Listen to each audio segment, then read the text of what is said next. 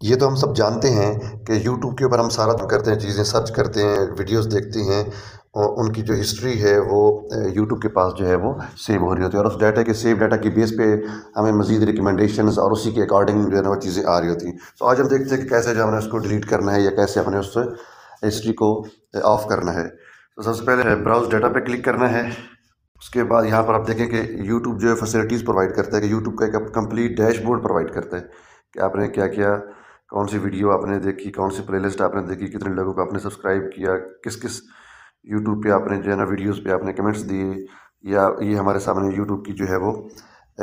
वार history आ रही है कि आपने क्या क्या देखा, रिसेंट हिस्ट्री आ रही है कि आपने कौन कौन सी वीडियो या लेक्चर वगैरह आपने सुना। और ये देखें यूट्यूब की सर्च हिस्ट्री आ रही है कि आपने क्या क्या चीज़ सर्च की, कौन कौन सा जो है ना वो। तो हर चीज़ यहाँ पर जो है वो सेव होती है और इसी की बेस पे यूट्यूब हमें नई वीडियोस और नेक्स्ट वीडियो को रिकमेंड कर रहा होता है। सो नेक्स्ट हम जो है वो इसको देखते हैं कि हमने इसको ऑफ कैसे करना है या इसको बंद कैसे करना है या यूट्यूब की हिस्ट्री को डिलीट कैसे करना है। तो यहाँ पर हम क्लिक करेंगे और यहाँ पर आप देखें कि यूट्यूब हिस्ट्री, यहाँ पर हम इसको टर्न ऑफ भी कर सकते हैं